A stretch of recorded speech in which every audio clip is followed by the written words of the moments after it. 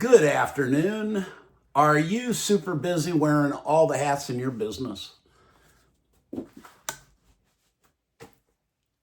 Are you so busy that you can't figure out how to actually become a CEO in your business? Well, if that sounds like you, you've come to the right place. My name's Calvin, CEO of Founder 2X, and today we're going to be teaching on a very, very important topic, and we're going to make it very simple, very easy.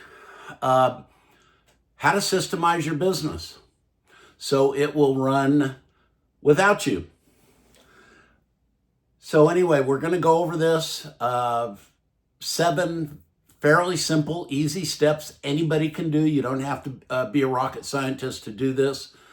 And this is not all that complicated. Some people make systemizing your business a lot more complicated, a lot more detailed than it needs to be. So let's just jump right into it. By the way, stick around to later in the video. We're going to be going over this first point, the org chart, in a lot more detail. And I'm going to show you specifically how I did this in my own appraisal business to free up my time and ultimately create an extremely wealthy exit. So here we go. So the first item is to make a future org chart. If you're just starting out, if you're self-employed, if you just have 1 or 2 employees, what you want to do is you want to look forward to what your company will look like when it's, let's say, in the $1 million to $2 million range, let's say 10 to 12, maybe 15 people, and lay that out. Again, stick around. We're going to show you exactly what that org chart looks like for a typical small business. That's the very first part, is to look through that and put your initials in every box in that org chart where you're currently doing something. So in my case, my initials are CC. And when we get to the org chart, you'll see how this plays out. The second thing, once you have your org chart built out, is you basically want to ask yourself a pretty simple question. What's the first role that I want to replace myself in? And again, I'll walk you through exactly how I did this, what I determined were the first roles that I wanted to fill, and then you just repeat that process. But the first thing after you have your org chart is to pick the first role that you actually want to document, and then hire, train, and delegate to. The next item is, for that role, you want to come up with a very simple list of all the recurring tasks that you're doing now in that role or that function in your business. Keep it brief. Keep it to the very key items. You do not have to make a list of absolutely everything you do.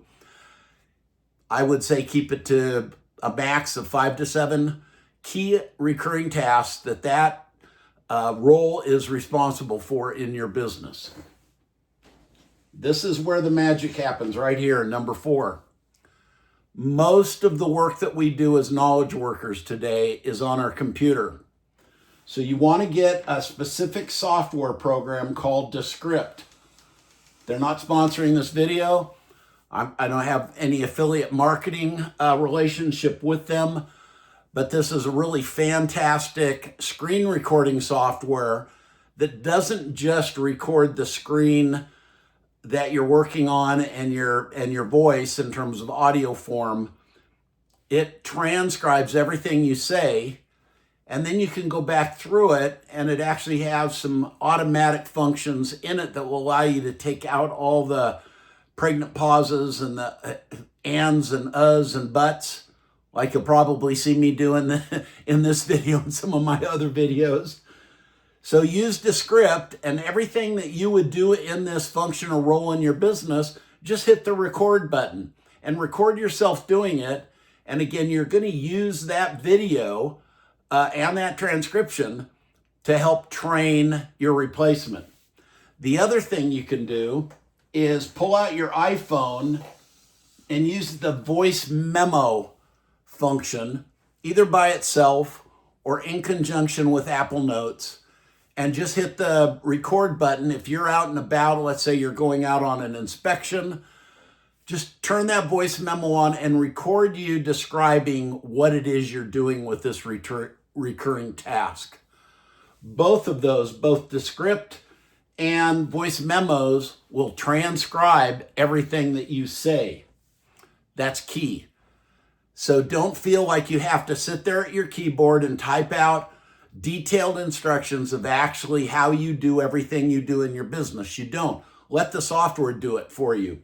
Descript for screen recordings, and if you have an iPhone with iOS, use the voice memo function or do audio recordings within Apple Notes. The fifth step is very simply to turn these transcripts from Descript and your voice memos into SOPs. And how do you do that? You do that with ChatGPT. Very, very simple. Go into the Descript transcript, go into the voice memo transcripts, copy those transcripts. It's very easy to do. Go into ChatGPT and just give it a very simple prompt and say, take the following recorded transcript from such and such a task and turn it into a standard operating procedure document for that task. Drop that transcript in, hit return, and voila, in about 10 seconds, you're going to have a detailed standard operating procedure with step 1, step 2, step 3 to turn your screen recording and voice recording of you doing this task into a beautiful standard operating procedure. Then you just simply copy that into a Word document or a Google Doc, and boom, you have a video of you doing a particular task. You have an audio recording of you doing a particular task, and you have an actual narrative document taken from those transcripts of an actual detailed standard operating procedure or SOP for those tasks. The next thing you want to do is go into your favorite cloud file storage system. That could be Google Drive if you're on Google Workspace. That could be OneDrive or SharePoint if you're in the Microsoft 365 ecosystem, or it could be iCloud if you're in the Apple ecosystem.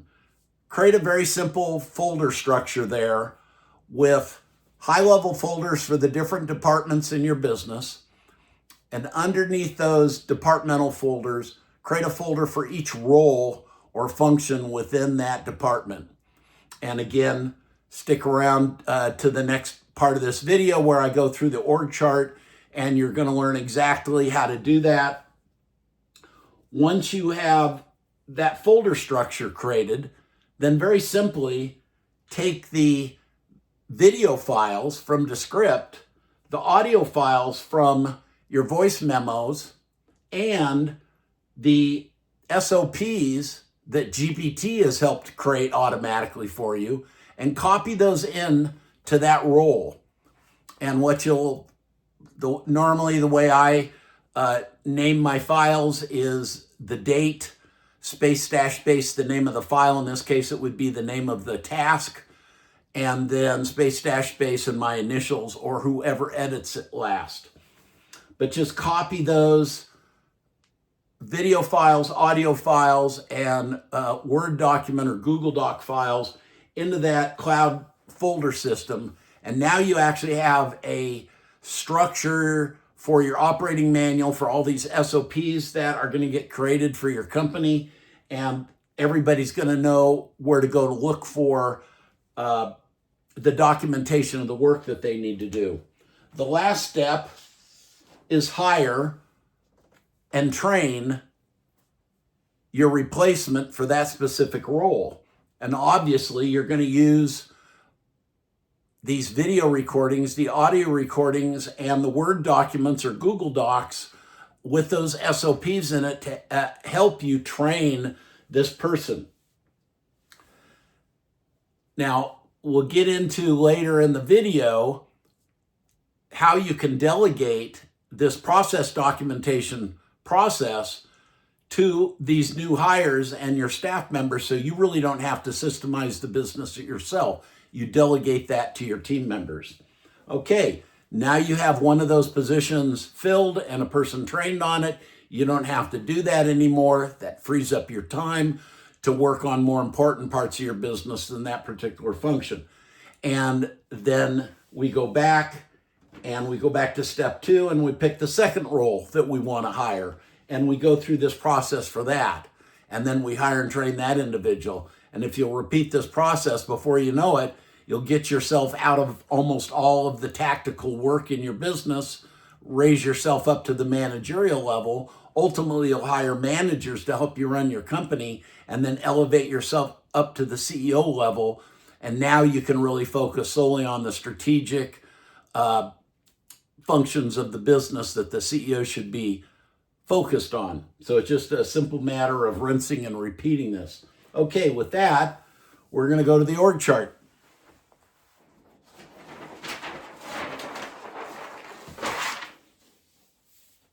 Okay, here's a very simple, basic org chart or an accountability chart for $1 million to $2 million business. So I'm going to walk you through this, and there's basically 3 main departments or functions in your business. The first is the marketing and sales function.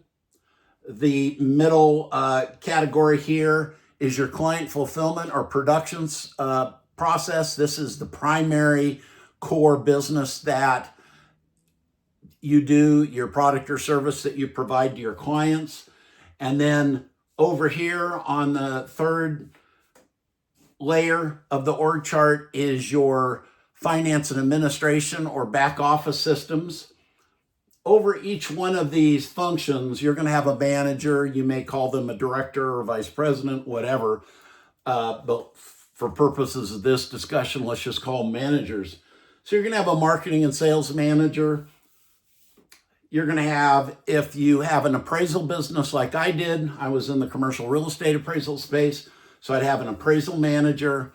And then I have an office manager who runs the office and also manages a lot of the outsourced services that we use.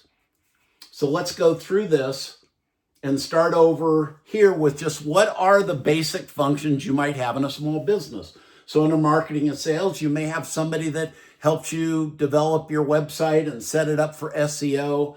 You might have somebody that helps you with your social media platforms, LinkedIn, YouTube, whatever you might be on in terms of social media outreach. You may have somebody that just helps you with basic marketing. So email marketing, direct marketing, advertising.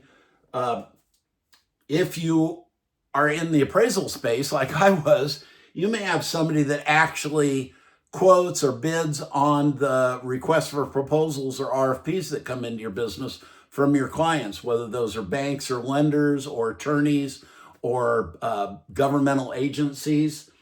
And if you think about it, how much time do you spend on your website, working on your website, or working on posting on social media, doing various outreach to generate leads and hopefully turn those leads into actual clients on the marketing front? How much time do you spend bidding? Okay, let's go to your client fulfillment or production area of your business. Again, I'll just speak from a commercial real estate appraiser's perspective. So I needed an appraisal assistant to help me. And then once I got more staff appraisers, help my staff appraisers with some of the lower echelon work. You might have an appraisal trainee, kind of a paraprofessional helping you. And then you might actually hire licensed appraisers who go out and inspect the properties, gather the comps, drive the comps, do the analysis, do the report writing. And then finally, you might have a reviewer that reviews those reports for quality control and quality assurance purposes. So ask yourself in your business, if you're in the appraisal business, how much assistant work do you do? How much work do you do as an appraiser, as a technical professional in your business? How much time do you spend reviewing the work that these professionals do in your business? Now let's move over to the finance and administration or back office systems. You're liable to have an office manager who may have an administrative assistant, and then you're likely to have a bookkeeper. and or an accountant, a CPA that not only does your books, hopefully in a online software program like QuickBooks Online, but also helps with tax strategy and tax preparation at year end. You have a lot of HR functions to deal with employees and contractors and whatnot. You may have a PEO company, as I did, to assist you with a lot of the HR work. I had an IT managed services company. They're still helping me. They're migrating some files today between two cloud storage systems for me. You might have an insurance agent or an insurance agency helping you with a lot of different insurance needs.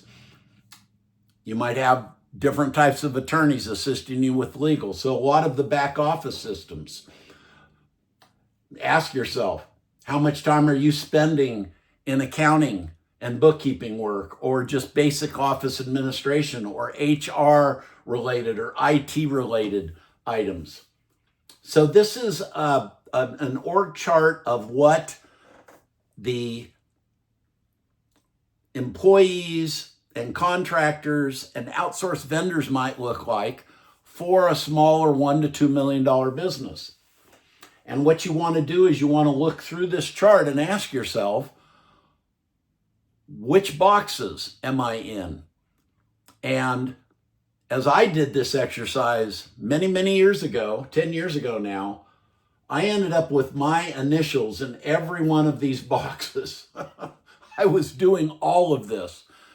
Why? Because I was self-employed. And those hats were many and varied, and I would switch between them all the time. Ultimately, you want to move yourself up your org chart to where you're ultimately the CEO, and you can focus on strategic planning and all of the strategic work that you need to grow and scale and build a really successful business. So, let me give you my story about how this unfolded for me. I was all by myself. It took me about a couple of years to screw up my courage and hire my first hire. I knew I needed an office, some help with office administration, because I was spending way too much time doing that. And I definitely needed an appraisal assistant because I was spending too much time doing lower echelon technical work for the appraisal reports that I was producing. I didn't have enough money to hire full-time in either of those boxes. And so I hired a gal, and I told her, half-time you're going to do administrative assistant work, and half-time you're going to be my appraisal assistant, helping me with my appraisal reports. Ultimately, that person became my office manager and later my director of operations. But I started, and I gave her this instruction that every time she came into my office, she'd come in with a journal, a notebook, and she'd take copious notes, and she'd go back, and if it was a task that she was going to do again and again, she was to turn those notes into an actual standard operating procedure. And that started this process of creating an operations manual for my business. So I basically hired an appraisal assistant and an admin manager, and I didn't have to do those functions anymore. And then I hired an appraisal trainee, and at the same time hired an appraiser. And then I hired 2, and then I hired 3 appraisers. Within 1 year of starting this process, I had 3 appraisers and 2 assistants / trainees, and I went out of production. But I was still reviewing reports, and I was still doing all the bidding. And so I hired another appraiser who had the MAI designation like I did, and I delegated the review function to him. Very, very sharp appraiser. And I then was no longer reviewing reports. Along the way, we got a bookkeeper and a CPA to do our taxes, so I wasn't having to worry about accounting and bookkeeping and tax prep. I hired a PEO company, so I didn't have to worry a whole lot about HR administration. I hired an IT managed services firm, so I didn't have to worry about IT related items. I got a dynamite insurance agent, and the insurance agency he worked for, they did a fantastic job with all of our insurance needs.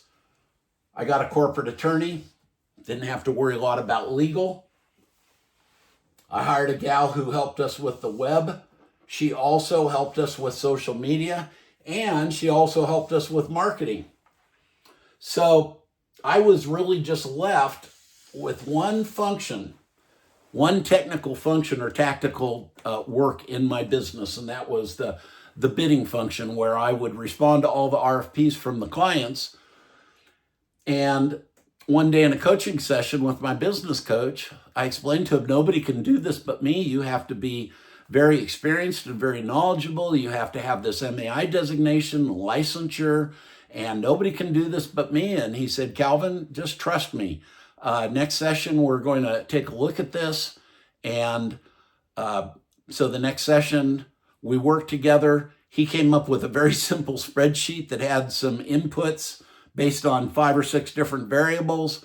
And lo and behold, I was actually able to systemize the bidding function. I brought a sharp young man who'd been an appraisal assistant and was bored silly doing that. I brought him in my office and I said, look at this kind of automation spreadsheet. Would you like to do the bidding for the firm? He said, I'd love to. Boom, I got that off my plate. Now this last function, at this point, I was over $1 million in revenue. I had 6 producers and, probably about 7 or 8 people. And this bidding function was taking 6-7 hours of my time every day. Well, as we documented this and created a very simple little spreadsheet to somewhat automate the estimation process for what we would charge a client to do an appraisal, I was able to get back another 5-6 hours a day of my time. And at that point, I was relatively free. I had hired somebody later on doing the bidding that, for all intents and purposes, became our appraisal manager. The gal who helped me with all the web, social, and marketer, for the most part, became my marketing manager. My initial admin assistant had become my office manager. And now I had moved up truly into the CEO position. So, I hope this has been helpful. It's relatively easy to systemize your business. It doesn't have to be as hard as a lot of people make it out to be.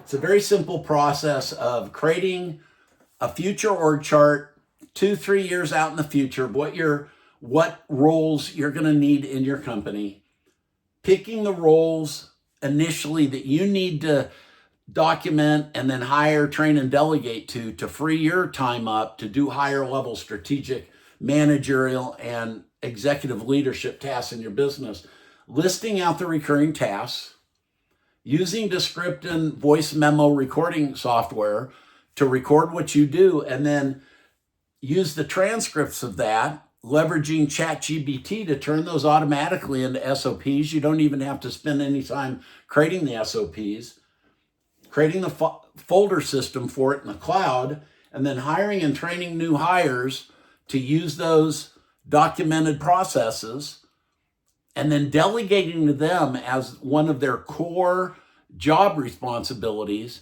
to create playbooks for themselves with those SOPs. Pull them into one playbook, a guide for that position, and just tell them, look, the reason why we're doing this is you're going to use this playbook or this guide for your position to train your replacement when we ultimately promote you.